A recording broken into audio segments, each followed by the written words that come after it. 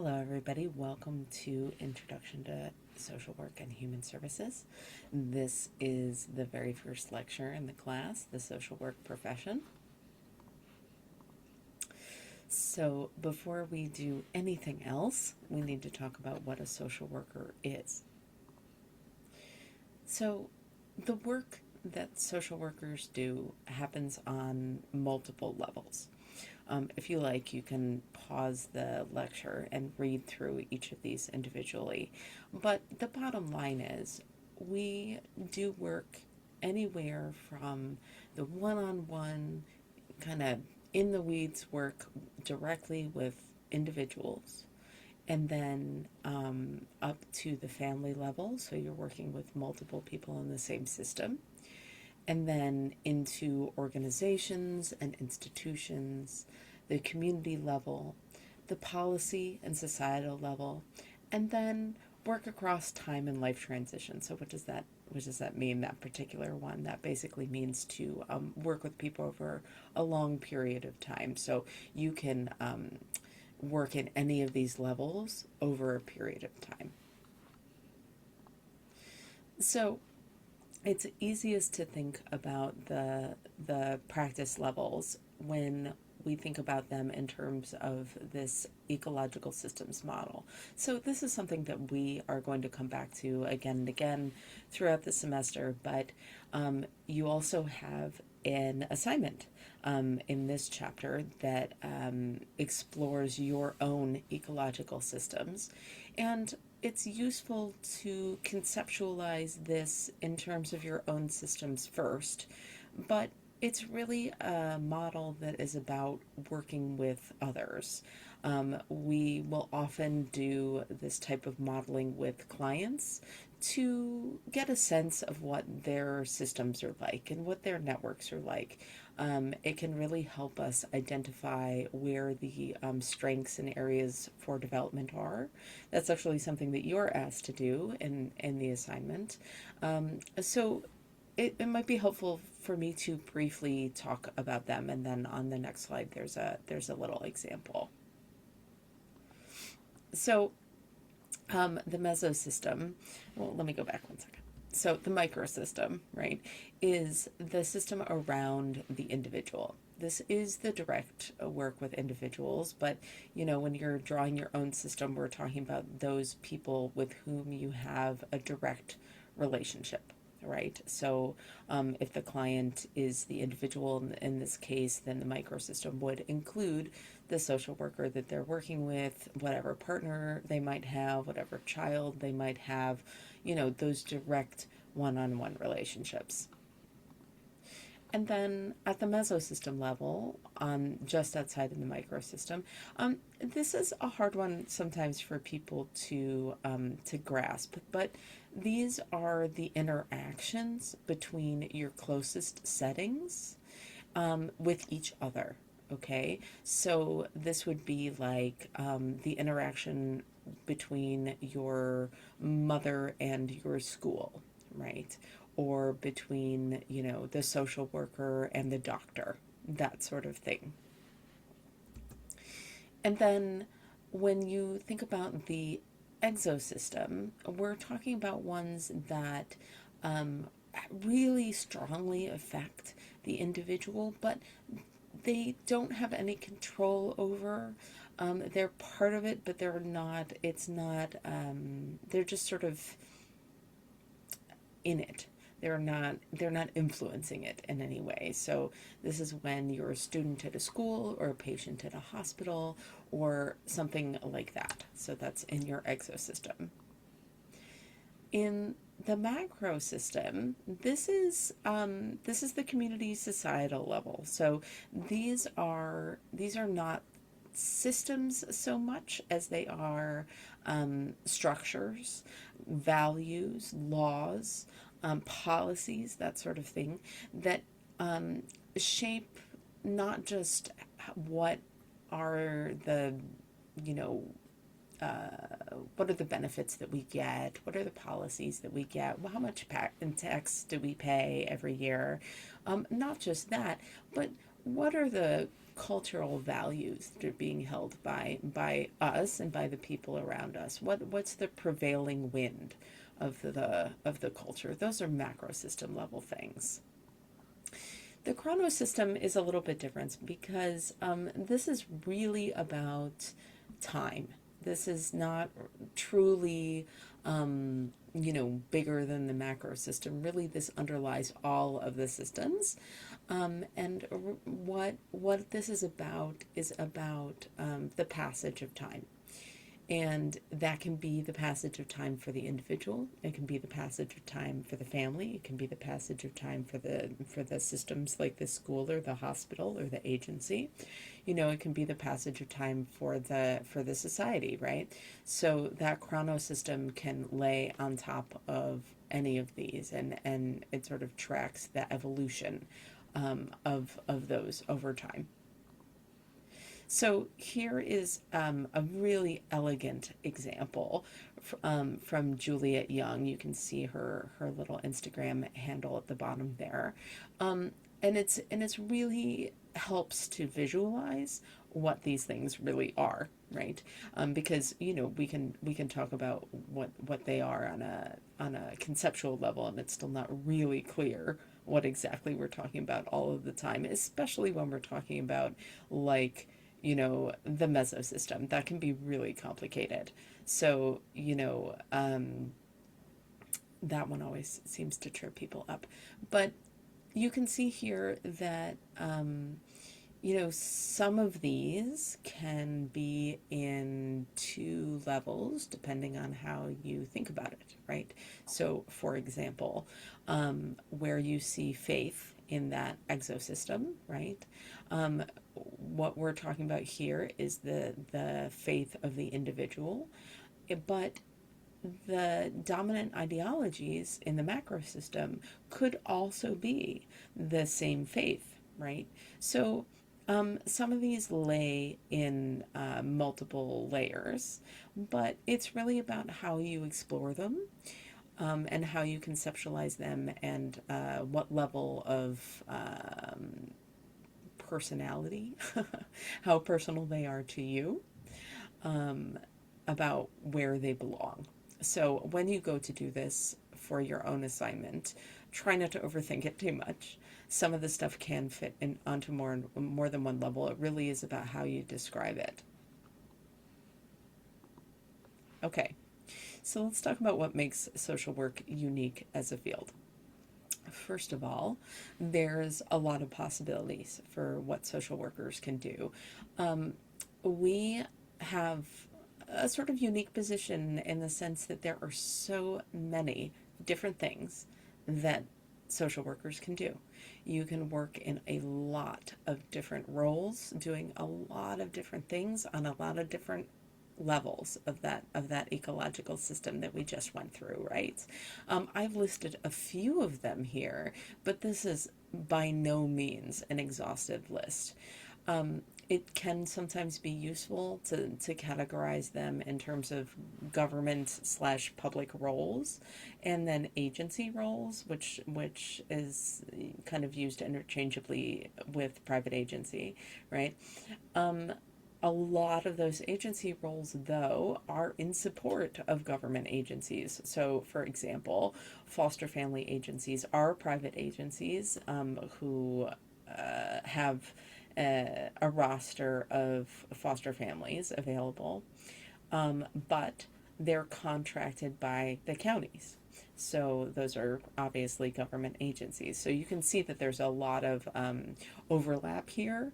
And even when you work in a private role, often you are interacting with public roles as well.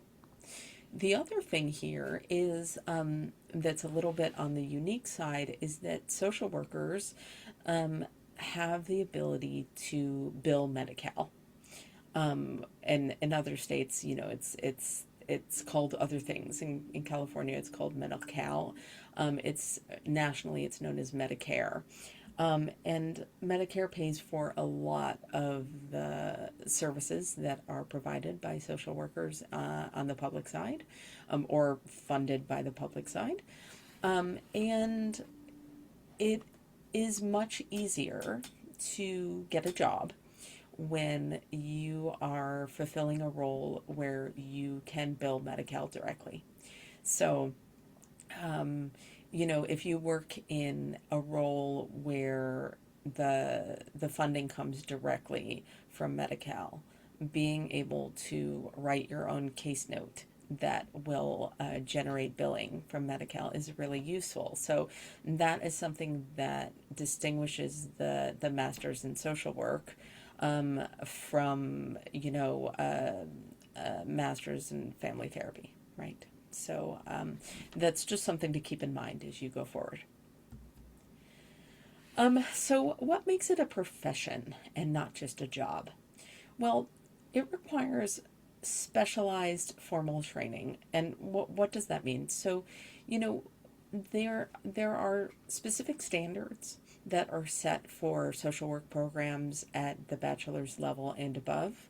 And once those training milestones have been hit, you can claim different types of protected titles, right? So, from the bachelor's level on up, if you have attended a CSWE, and I'll explain that in just a little bit, accredited program, and you passed obviously, and you graduated, you can claim the protected title of social worker. So social workers also have a professional organization, which not all professions do.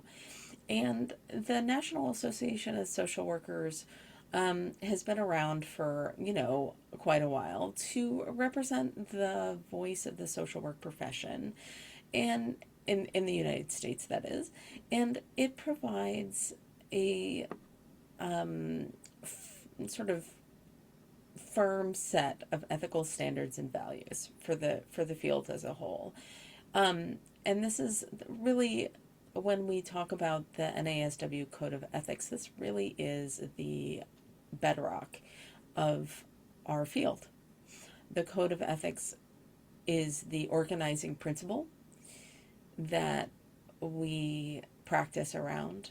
And though it is not specific about certain circumstances that you might encounter, um, it provides direction for our practice. And as we go forward, you will explore the code of ethics more concretely.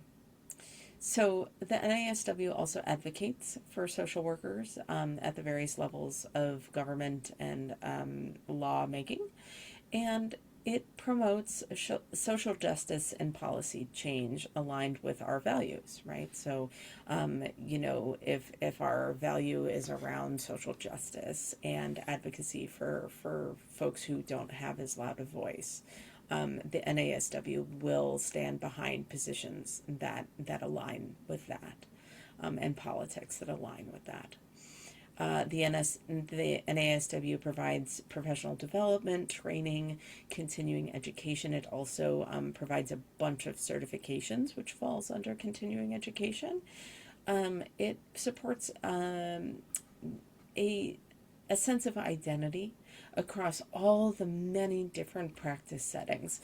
I can go to a conference of social workers, and having worked almost my entire career in child welfare, and have a conversation with somebody who's worked in hospital social work, which I have never done, and we have a certain basic understanding of what the other person does. So that professional identity piece is not minor. It does create a sense of community. It also serves as a national voice when there is a cause for social workers to be in the media. The NASW speaks for us as a profession. So earlier I said that if you complete a accredited CSWE training program, that you would be able to claim a protected title. This is what that means.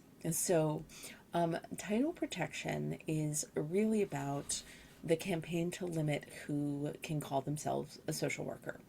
And in California, just to be very clear about how this works in the state that we live in, you need to have a bachelor's degree, a master's degree, licensure as a clinical social worker, or associate licensure, right? So you're training for that clinical social work license in order to call yourself a social worker.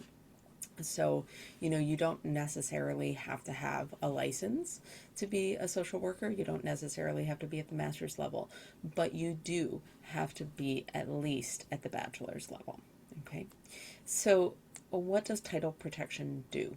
The idea is that we are ensuring that there's a certain basic level of competence, and that there is a certain basic level of education, supervised experience, that's practicum, and depending on the specifics, licensing. Not all social workers are licensed, as I said. So that additional layer gives another additional set of information about the social worker, if they're licensed or if they're pursuing licensure.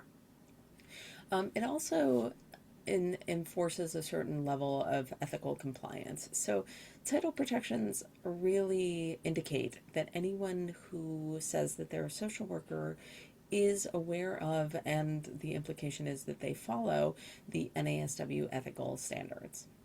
So, that reinforcement of education requirements, this is really about making sure that we all have a certain basic level of the same type of knowledge.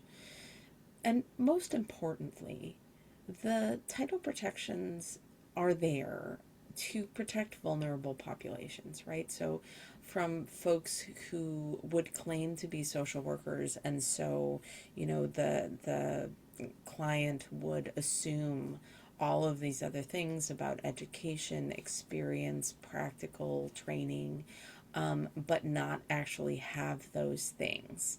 So, the title protection makes it so that those assumptions cannot be made by, because those folks can't claim that they're social workers.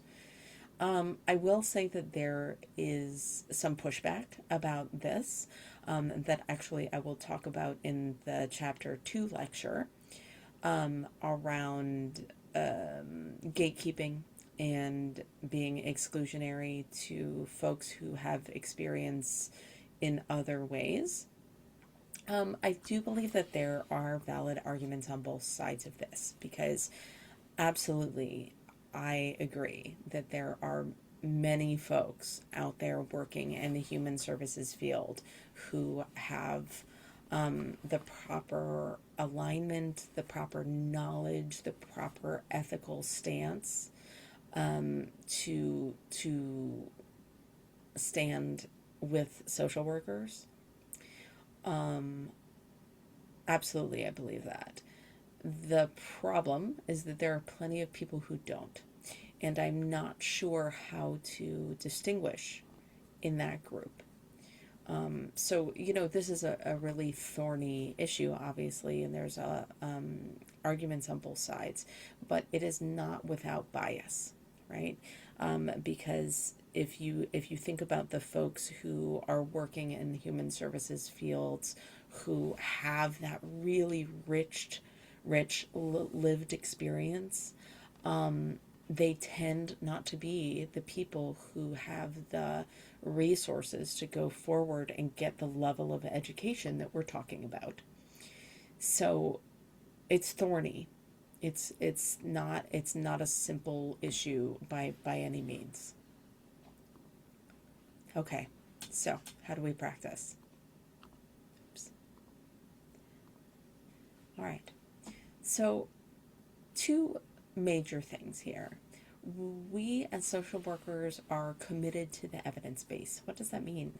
It means that we use research findings to really put into our practice, right? That we want to integrate things that have been verified by scientific investigation into the work that we do with individuals.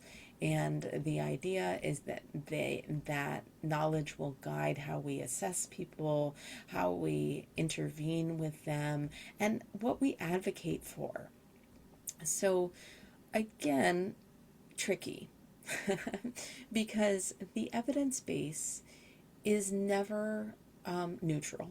It's never itself without bias.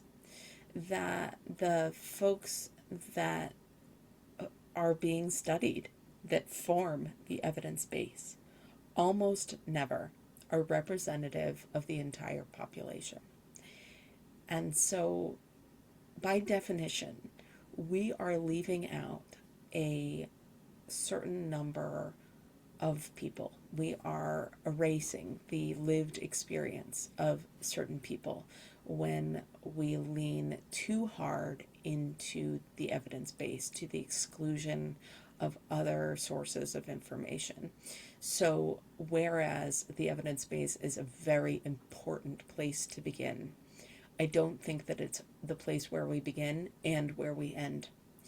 We have to make sure that we are attending to all the voices of the people that we serve, even if they were not part of the evidence base. The other part of this is that we're committed to the evolving nature of the field. There is a world of difference between today's lived experience as social workers and even the lived experience of social workers when I was in your position in preparation for becoming one. The field has come a long way in terms of technology, the integration of psychology and neuroscience, and it's very important to not get too rooted in one spot, to understand that social work changes with the society, that social work changes along with that chrono system, right? So we don't want to miss the forest for the trees. We want to make sure that we see the individual, but in the context in which they live, not just the physical context, but also the context of the timeline that we're in. Okay. So direct and indirect practice.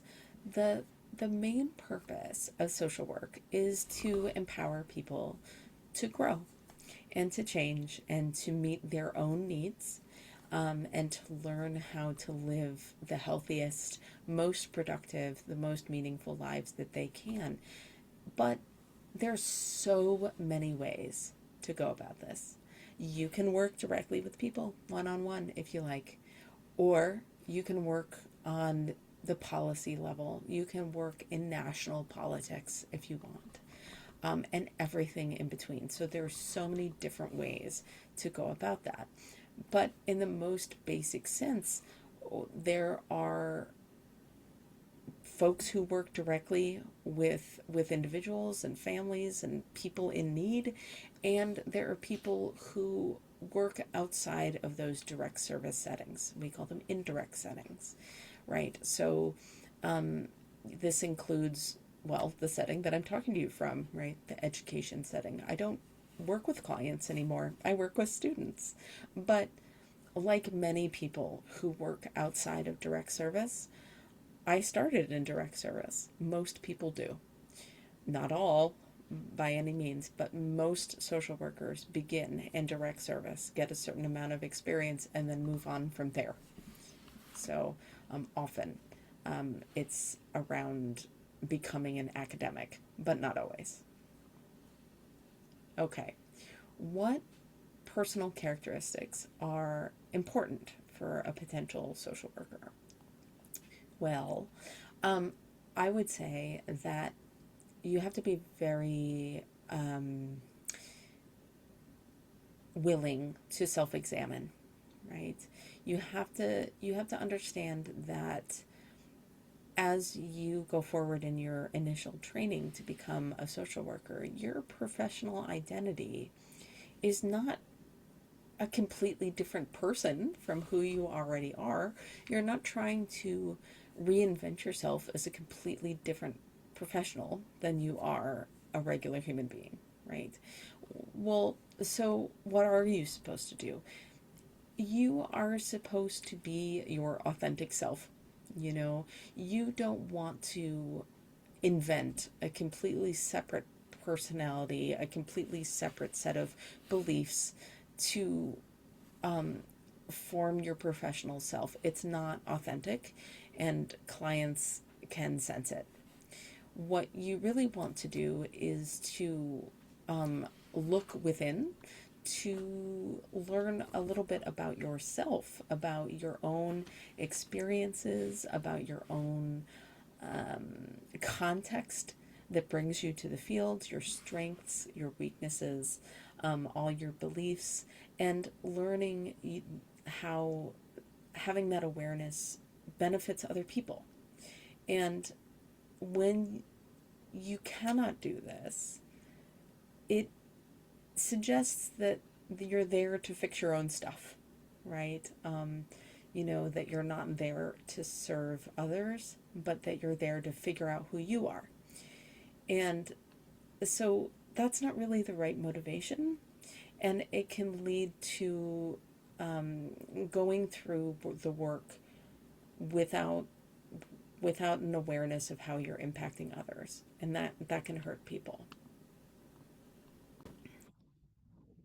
Finally, being aware of the relational dynamics between the worker and the person that you're working with, or the family that you're working with, really allows space for awareness for both of you, to kind of understand what those dynamics might be. You know, if you come from different cultural contexts, which almost surely you do, at least on some level, you know, to develop some respectful understanding in between there, right? Like, even if there's some inherent privilege and dynamics around all of that, and there's always a power dynamic between a social worker and a client, regardless of whatever other contexts they might share. And that can really help to foster client empowerment. And so, you know, coming at those interactions with an open mind, coming at those interactions with some humble, you know, willingness to listen and listen more, talk less, is really helpful. And I just want to say here a little bit about self disclosure. Okay. If we're talking about the kind of worker we want, the kind of professional that we want, that makes the kind of social worker that the field would really benefit from having, this is one of the canaries in the coal mine, right? For what distinguishes a good worker from one who has some work to do.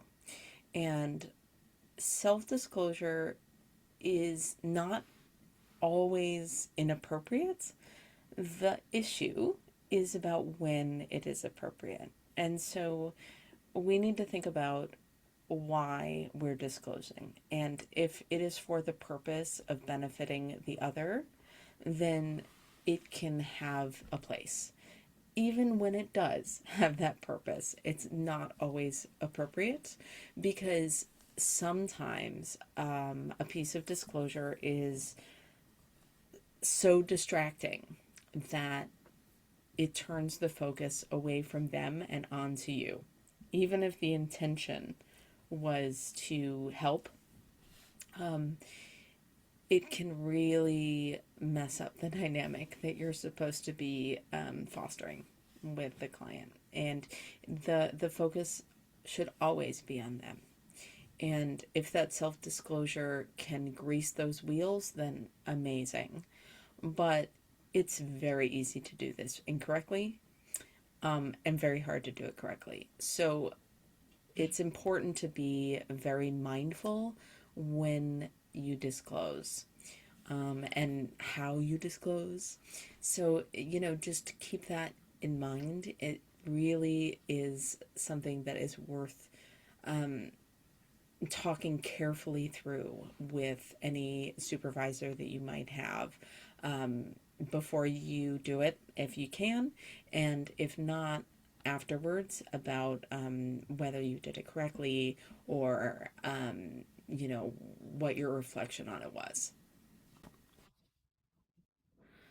So another part of this is the social work values. So I talked before about the NASW Code of Ethics and the values attached to those. And I just want to touch on a few of those. So, as I said, the moral center of social work really rests with the NASW, and that set of core values and the Code of Ethics travel together. The core values are listed here, and they really are the beating heart of what we do, and the Code of Ethics explains them. So the point is that regardless of the setting in which you work, our priority is always going to be on centering the needs and rights and values of other human beings. And at the very core, that's going to lead us to, the very basics of Maslow's hierarchy of needs, right? That basic shelter, the food, the necessities of living.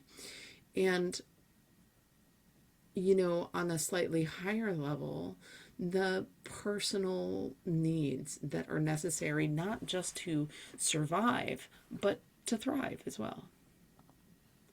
So we interact with people from all kinds of backgrounds and socioeconomic contexts, and the priority always needs to be on self-awareness and keeping an open mind, and developing a respect for cultural context, not just individual cultural context, but the idea of cultural context, that we all sit within a cultural context and you ignore it at your own peril.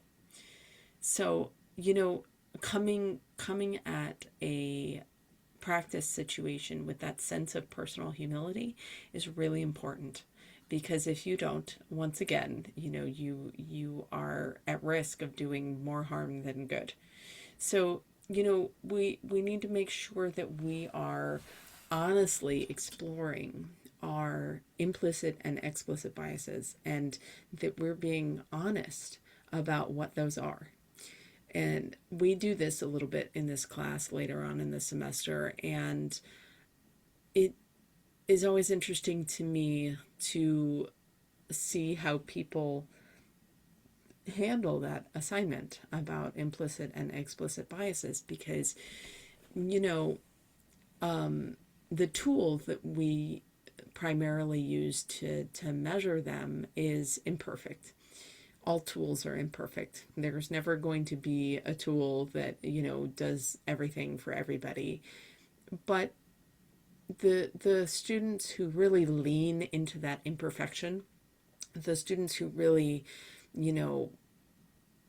ignore the message that they're being given for the minutia of the imperfections of the measurement, that concerns me, because it's not showing a willingness to acknowledge that, hey, you could be walking around with biases that you weren't aware of. And if you can't acknowledge that, then there's some work to be done before you're ready to work in the field. Okay. So advocacy, right? So we have to not just think about defending justice, right? We have to do what we can to influence it. We have to do what we can to work within the systems and the institutions that we are part of to make change. And we have to do that because if we don't, then we're not upholding the values of our own field. So it's not just about working for a specific client, right? It's about working for all clients because we're pursuing causes, not just, the needs of individuals. And we really have to understand that we're not separate from our own environments, and neither are the clients. We all exist in our own environments, and they do not always have the luxury of advocating for themselves. If at all possible, by all means, it is our job to help them do that. But it's not always the case that that's a possibility. And even when it is, it's not always the case that it is possible to do it the greatest extent possible. So it really is incumbent upon us to advocate for others. Okay. So we can't separate diversity and social justice. Those two things cannot be pulled apart. Understand that social justice comes out of the concept of equity. Equity, if you can picture that that image that we're all used to seeing of those two folks standing in front of a fence, and one of them can see over the fence and the other one can't. And equity is the idea that you give the person who can't see over the fence a ladder so that they have the same view that the other person does. That's equity, where you have created a system that allows that person to find an equal opportunity. But social justice takes that a whole nother step further. Social justice is about removing that barrier in the first place. Social justice is about taking the fence down to begin with, so that you don't even have to create a system to get around it, that you're taking the barrier away so that everybody has the same access from the very beginning. And so we really have to understand that that social justice is really centered in understanding that discrimination can be very subtle. And, it can come from any direction, and that includes from you. And we need to be very aware of our own biases and our own sense of self and our own way of being in the world, so that we are doing what we can to be anti-racist, right? That's our job.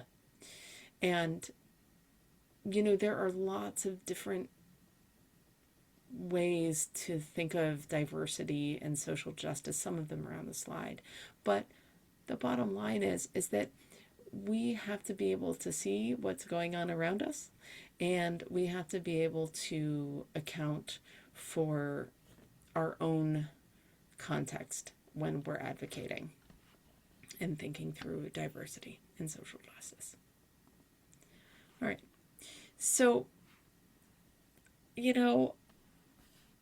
we have to understand that no setting is apart from the factors of class and gender and sexual orientation and socioeconomic status and everything else. Yeah. Those contexts underlie everything about our society and about personal circumstance, because even if we're not thinking about them on a day-to-day basis, they have set the stage for the experience that we have of life. So, it's incumbent upon us as a social worker to really take that systems view, right?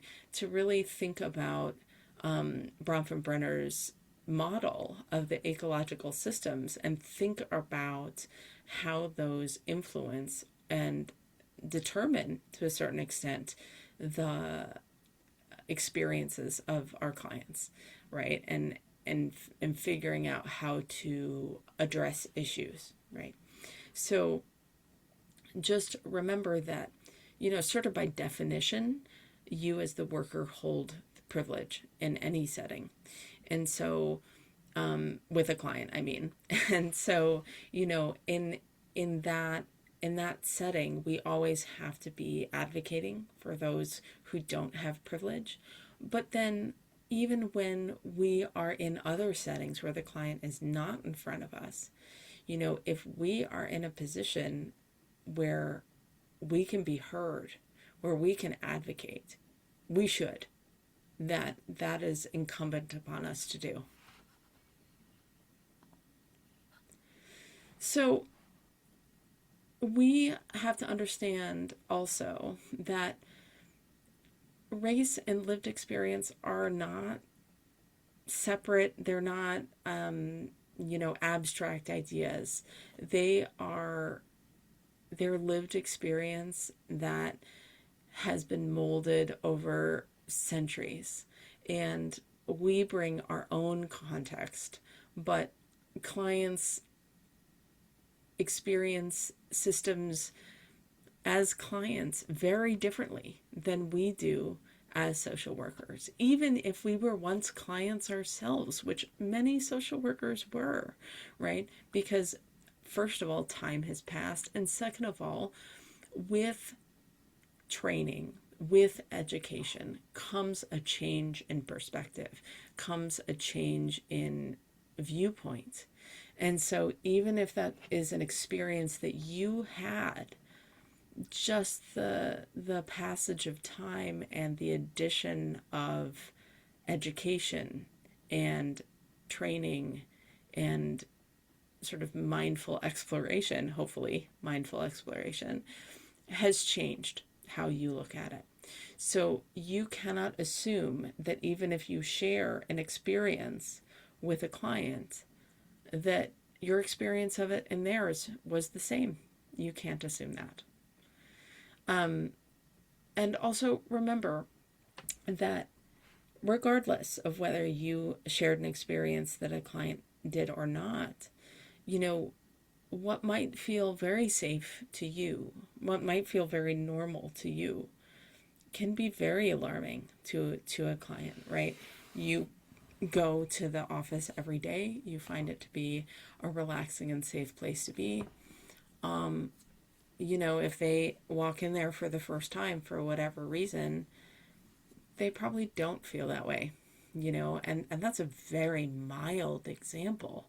But to not be able to even perceive that difference, how that setting is experienced differently, is really harmful to clients. So we need to always be thinking about, is this a setting where I'm comfortable and they're not? Which the answer almost always is yes, it is. Okay. So just to touch on the concept of intersectionality, right? So it refers to how different parts of our identity operate together within the social systems and the institutions that we are part of and interact with, okay? So it's important to understand that nobody is ever impacted by just one identity in isolation from all the others. They're playing into each other, they're playing against each other. You might have a privilege in one area and a disadvantage in another area. And these kind of unique mixes really come together to influence how clients are assessed for services, what services that they qualify for, how much respect they get within those services, how much their voice is heard, and how much autonomy they have, and none of this is as objective as it might first appear to be.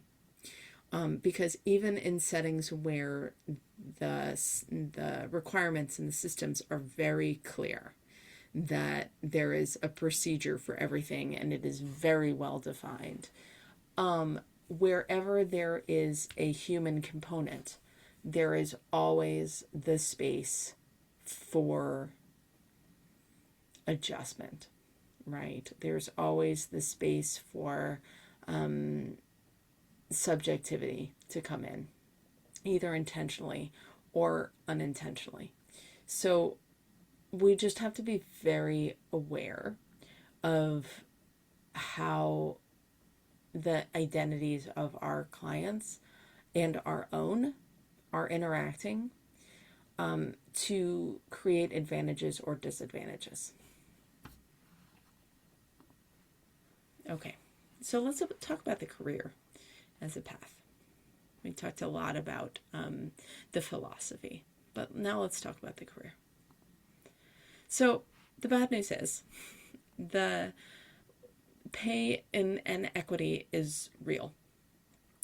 Women are overrepresented in social work at a rate of 9-1, which is crazy.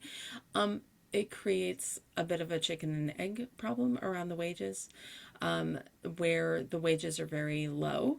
And the question is, are the wages low because it is a field dominated by women, or is it a field dominated by women because the wages are low? I think it's probably a little bit of both. But in any case, in 2023, the median annual wage was about $58,000, and in California it was about $70,000, which accounts for the increased cost of living here. I think adjusted, it's about the same, perhaps even a little bit lower. The good news is we have job security. So from 2023 to 2033, the general growth in the U.S. for all occupations is projected to be about 3%. Okay, so we're gonna have our economy in terms of jobs grow at a rate of about 3%. But for social workers as a whole, as a group, it will grow more than twice that, at about 7%. But most of that difference is accounted for in mental health and substance abuse, and in healthcare, right? Because in mental health and substance abuse, that growth rate is 12%, so 4 times the national average. And in healthcare, it's 10%, so a little bit over 3 times. And so, we have a bunch of job security. It just doesn't pay that well. So what does that mean? It doesn't pay that well. So this is in your book. I have simplified it greatly for the slide, but the bottom line is that at the bachelor's level, and remember these are national numbers, so you have to up them a little bit for California, probably by about the same rate as the national median was discussed on the previous slide. But at the bachelor's level, that direct service work with individuals and families, with groups, is sort of an abysmal, $29,000. And the direct work with communities, though, I'm not saying that $43,000 is amazing, but it's a whole lot higher than 29. So there's something going on there. But what's interesting about this is that at the master's level, there isn't that much difference. It doesn't really matter what you do. The pay is about the same. I don't know quite what to make of that. But I think that the messaging is clear that, doing direct service work at a bachelor's level is not going to make you rich. None of this is going to make you rich.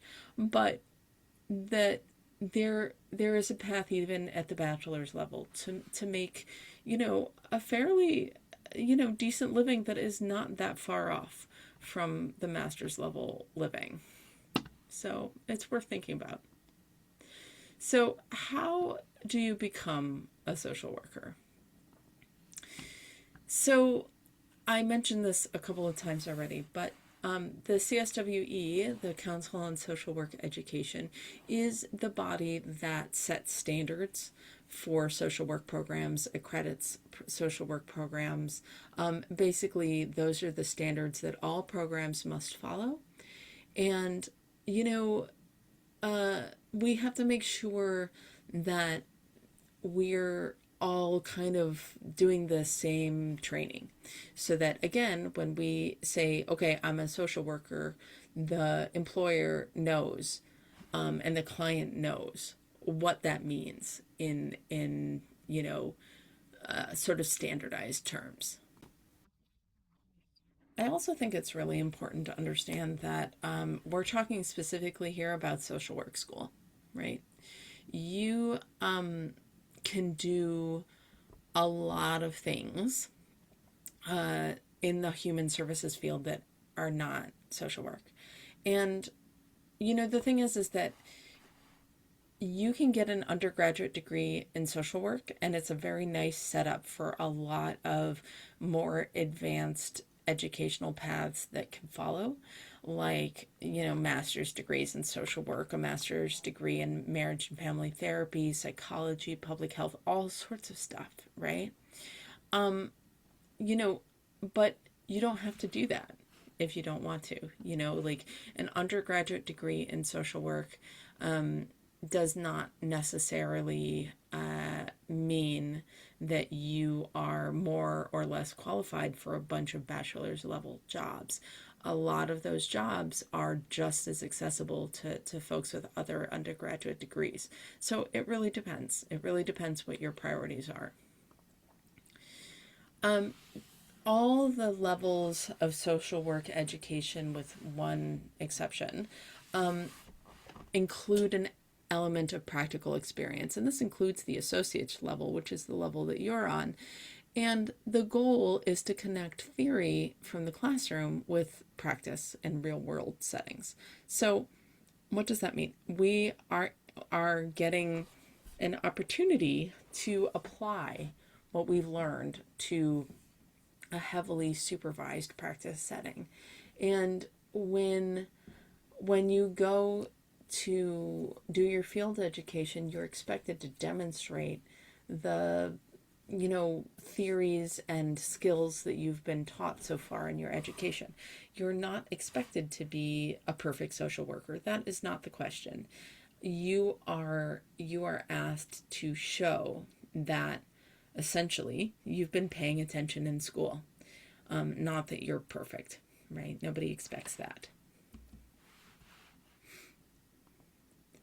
So, at the associate's level, that's you.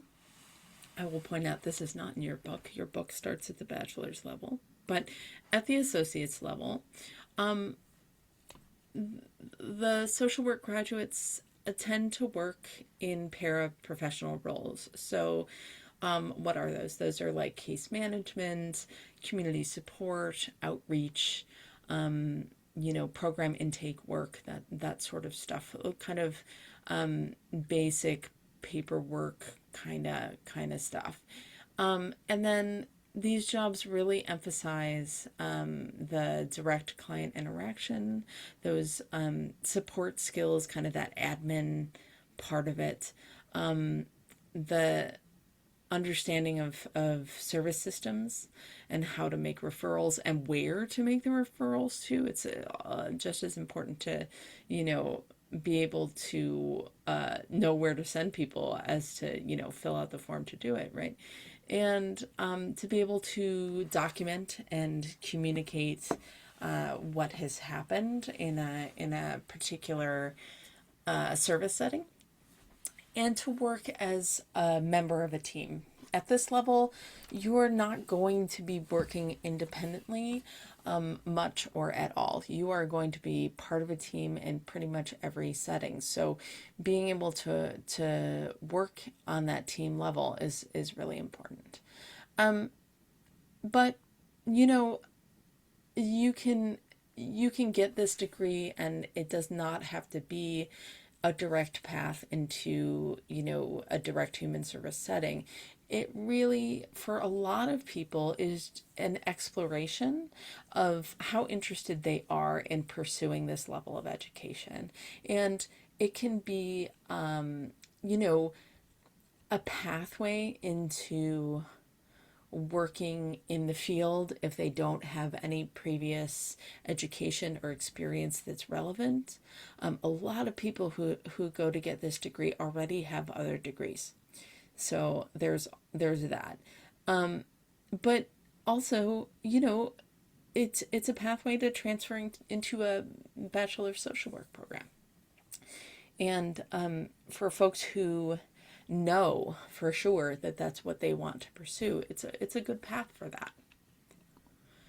I do want to point out that at the at this level, at the Associates of Social Work degree level, these are not professional social work degrees, so you can't become licensed at the associate's level. And you can work in the social work settings, but you can't call yourself a social worker yet. This title does require a bachelor's level degree. So just keep that in mind, because every so often I hear students who already work in the field as paraprofessionals talk about working as social workers, and that is not the case, unfortunately. Until you have that bachelor's degree in social work, you cannot use that term yet. Okay, speaking of the bachelor's degree, the bachelor's degree is a very generalist degree. It is not particularly focused on any one specialty. This is a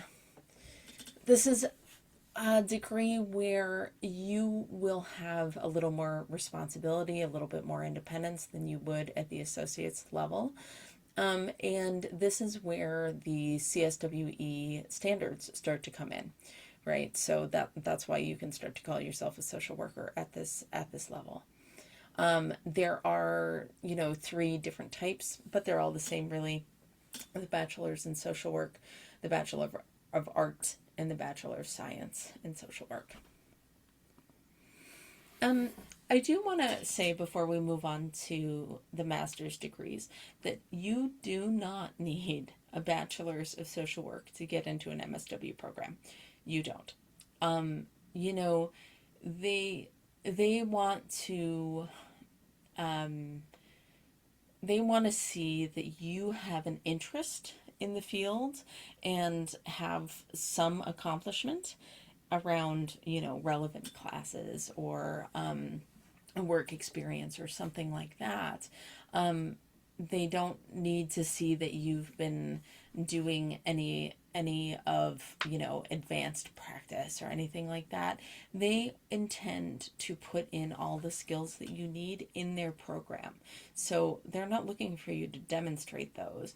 They just want to make sure that you have the capacity to be a successful student in their program, and that you have the right orientation towards ethics and, an understanding of what you're getting into, right? Of the demands of the profession, and that you have kind of, if not a developed sense of, appropriate boundaries and, systems level thinking, but that you are showing a willingness to develop those.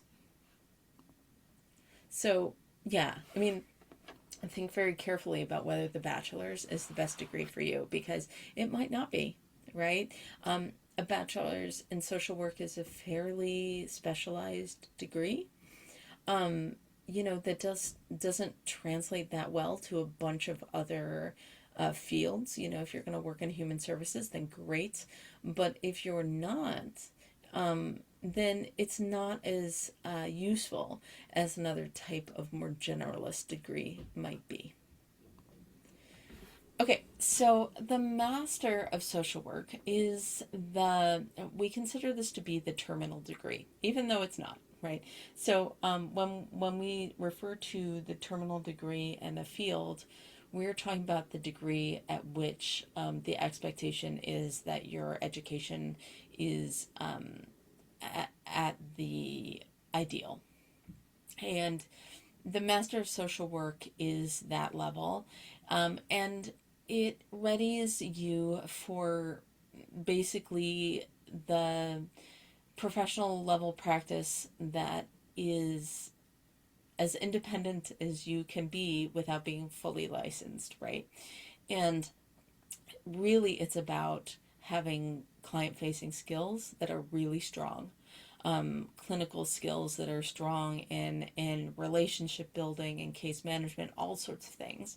And the idea is that you have enough education and practical experience through your practicum and hopefully other settings to be able to function in a more complex way than social workers at the bachelor's level.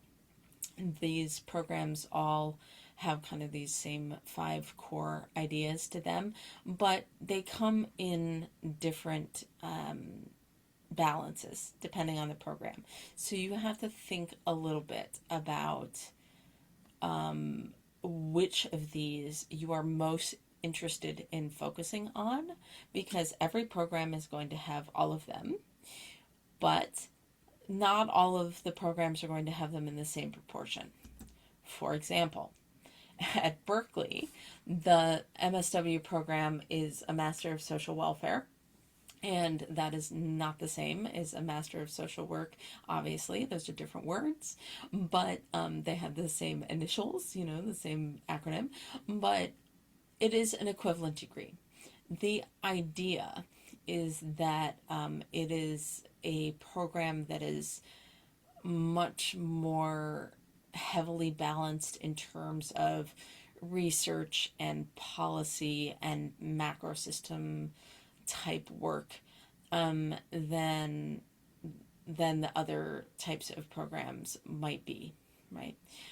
You still get all those other things in this program. It is meets the same standard that all the other programs do, but the emphasis is more in these areas. And if you are looking to be well set up for a doctoral level degree, this is the type of program that will best prepare you for that type of degree. So I want to say this. Because you don't need a bachelor's to pursue a master's in social work, and there's a limit to the variation in MSW programs because of those CSWE requirements, it's really not unreasonable to focus on cost effectiveness in both of these situations if that's a primary concern for you. I think sometimes people get really hung up on what master's program they attend, and sometimes that's not the most important consideration. It's not the most important consideration might not be, is this the program that, matches my interests the most, that, this is a program that leans very heavily into research, and that's my biggest interest. That's not always the primary concern, because this is not a field where when you begin to practice that it is necessarily easy to pay off, tens of thousands of dollars in loans. So you want to make sure that you're picking something that is reasonable for the type of money that you will probably end up making in the end. So in order to make those decisions, you have to use the tools available to you to estimate what you're going to pay, and what what type of earnings you will have when you enter the workforce. And what you can borrow or what your scholarships will be. And so it's really important just to think this through. Not just about master's programs, but also about bachelor's programs, right? So if you're planning on going forward to get an MSW and you're at the bachelor's level where you're deciding where to go to get your bachelor's degree, again, because you don't really need a bachelor's in social work to go forward and get a master's in social work. You don't even necessarily need to go to a school that offers a bachelor's in social work. I didn't. So, that you have a lot of different options about how to get where you're headed. And I just want you to think critically about what those options are and not get too stuck in your head about what you think is the expected path, because it probably isn't necessarily the path. So, beyond the master's level, you have two doctoral level paths. This is not common, okay? This is not something that many people get. This is a kind of specific path that people follow for a specific reason, right? So the PhD is a research and teaching degree. This is like, I want to go teach at the university level. You're going to go get a PhD in social work. It is worth noting, however, that because the MSW is considered the terminal degree in the field, you can teach. This is one of the few fields in academia where you can teach at the full professor level with a master's degree only.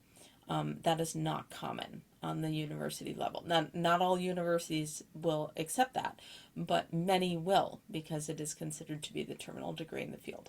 Anyway, so the PhD is not focused on practice at all. It is not about developing